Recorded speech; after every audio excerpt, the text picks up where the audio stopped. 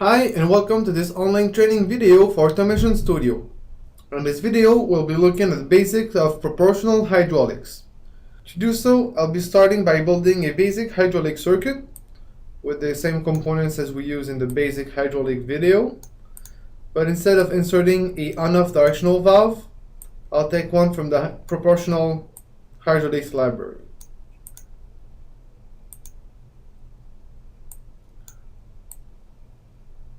And to control it, I will need to have a joystick as well. I can resize. You can notice that the proportional hydraulic directional valve has two lines on the top and the bottom of it. So this way you know that it is a proportional hydraulic valve. You see the solenoid there has an arrow onto them, which means that they can be used in proportional mode as well. I can now connect my components.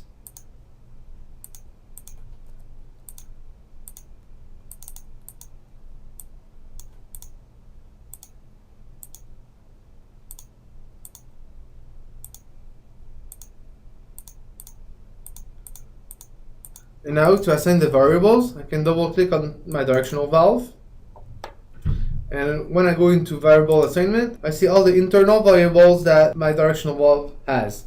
So there are three main categories: the supply threshold signal, and the input signals on-off mode and proportional mode.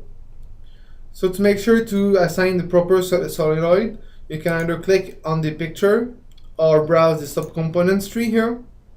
And we'll be wanting to assign the input signal that is a real, so it's a proportional mode, to one of our axes of our joystick.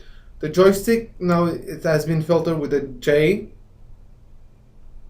and JY is the alias of the joystick, and the X is for the X-axis and the Y is for the Y-axis. So I'll link it with my X-axis of my joystick. Now as I go in simulation, I'll use a dynamic measuring instruments here to show the linear speed of the cylinder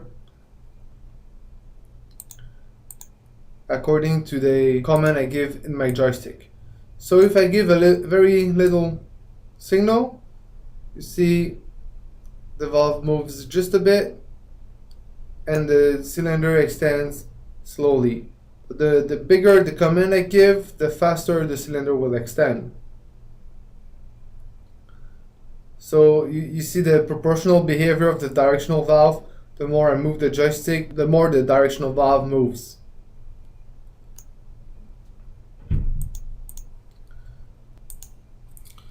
Proportional behavior of the directional valve can be found if you go under the datasheet, technical specification, in the area flow curves. So this is the model of the directional valve. You can see all the relation in between different ports. So if I select the port 0 to port 1, the flow on spool travel relation is illustrated here. So I have a 12 liter by minute flow if my directional valve is completely to the end, or I have an open center, so from about -10 to 10% travel, I'll also have the maximum flow, so about 12 liter by minute. And here, the more I reach -20% of travel, the less flow I'll have, and then the flow will start going up until maximum accordingly to the spool travel. So all the different relations in between ports are illustrated with different color coding, or you can choose there with the connectivity table as well. I can now open the first demonstration file.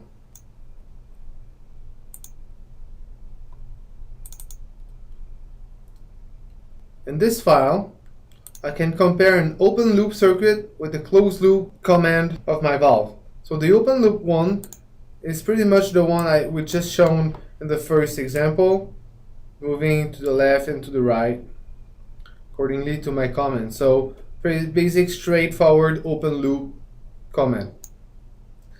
On my closed loop here, I have a controller that compares the signal and the position, and then sends the signal to the directional valve to correct the error.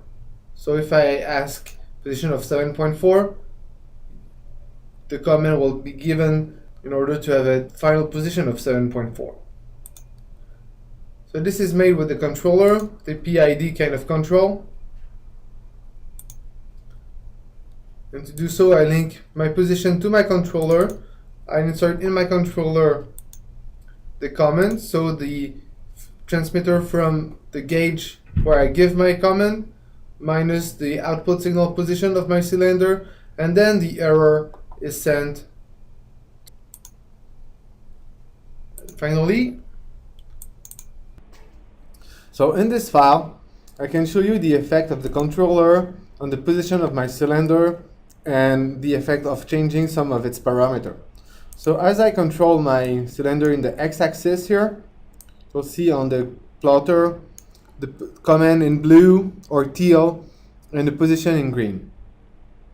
So with a proportional gain value of 4, if I change the value of my command here, you'll see the command and the position reacting.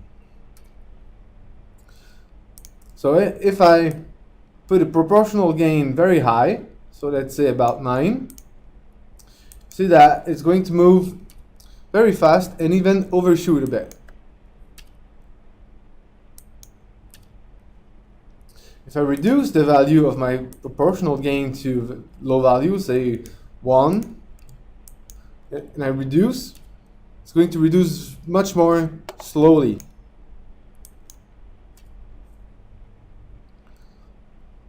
Finally, if you insert different kind of parameters, integral, derivative, then you can design your controller with the overshoot and the damping that you may want.